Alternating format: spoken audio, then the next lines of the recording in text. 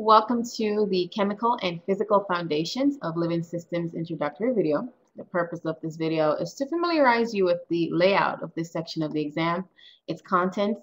We want to make sure that you are adequately prepared for this section. Now, this section can be a little bit tricky because it's not chemistry, it's not just physics, it's the integration of so many different things that you've learned. So just keep that in mind as we walk through this.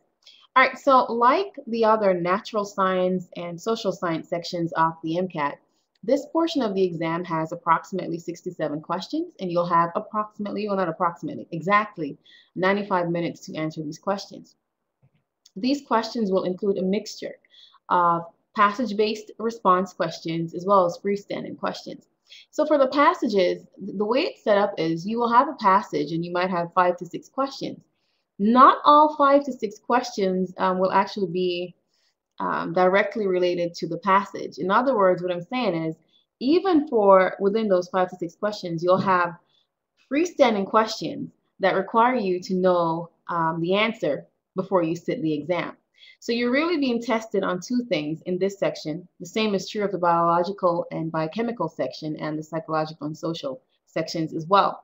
You're being tested on your ability to think critically, to read and comprehend, and to draw conclusions and make inferences, but you're also being tested on prior knowledge, okay? So you have to remember that. So even though you might have a passage and it has 5 to 6 questions, always remember that some of those questions might not be directly related. They could just ask you something. So for instance, you might read a passage about high cholesterol in mice, but then you're shown a molecule, the cholesterol molecule, and asked something about how it enters the cell membrane. So here it's related to the passage, but it's something that you would have needed to have learned already. So keep that in mind in terms of just the type of questions that you get on this section. But don't worry, you can do it. It's not just chemistry. So in the older versions of the MCAT, students would just study, okay, I'll go study my biology, I'll study my physics, I'll study my chemistry, and you had it in your mind that there's a biology section, and then there's this chemical and physical science section. It's a little bit different now. Everything's a lot more integrated. Absolutely, they have partitioned this section separately from the biological and biochemical, but notice that the biological and biochemical section has chemistry, and so there's this section as well. So this one is just a little bit more in depth with the chemistry. So it's not just chemistry, it's mostly chemistry, but it does contain biology, okay? And you'll be required here to be able to answer questions that you would have, about concepts you'd have become familiar with in your introductory level biology courses, organic and inorganic chemistry, very similar to the other section of the MCAT, physics as well, biochemistry, and then of course cellular and molecular biology. So it's a very integrated type of exam.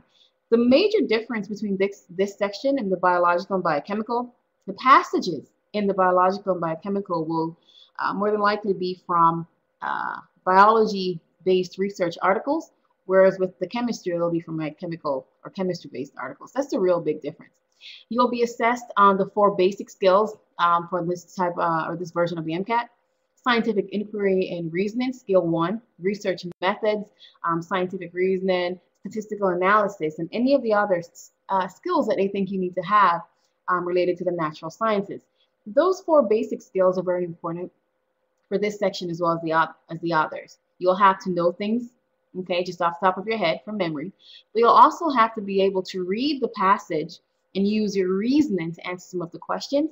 You'll also be able to, or will be asked to answer questions about the research in terms of how it was done and the technique as well. So in a nutshell, let's think about this. Maybe in your general biology class, or if you took anatomy maybe, you learned that atoms make molecules, molecules make cells, right? Where's my little pointer? Here it is. Cells make tissues, tissues make organs, and organs make organ systems, which form the organism. In this particular section of the exam, the focus will start here at the tissue level. So it's not the cellular level. The cellular level is for the biological and biochemical section. So it'll start or focus at the tissue level, how that's integrated with the organ level, and then of course the organ systems, but more importantly, how these three work together to maintain homeostasis. That's essentially the core theme of this portion of the exam. Okay, so you want to keep that in mind. Now, of course, this section has foundational concepts. The foundational concepts are provided to us. You can see this in the MCAT preview guide if you want more more detailed explanation. Foundational concept number 4. Here you'll be asked to answer questions relating to the function and survival of high-level living systems, their ability to detect and process stimuli. So basically survival, moving about in the environment, and using the language of physical principles. So it's essentially the same thing as another section that we're not going to talk about in this video, but more so in the physical science realm. So you'll have questions about translational motion, forces. Think about your Physics 1 and Physics 2 courses that you took. The importance of fluids. Think about fluid dynamics, fluid movement, properties of fluids, and then being able to relate those to systems. So whatever you learned about buoyancy, for instance, being able to relate that to the fluids in the body, okay? Think about, for instance, gas exchange in the lungs. When you took chemistry, you learned a lot of gas laws, Boyle's law and Charles's law, and Gay-Lussac, and so on and so forth. But now take those concepts and apply them to the human body. And those are the types of questions that you will have. There will, of course, be electrochemistry and the electrical circuits. That's concept 4C. Light, sound, and matter, okay, and the relations. Think about light. Yes, you learned about light, but now you have to think about light and vision. You see how this works? Sound, and then you have to tie that again to sound in the human body.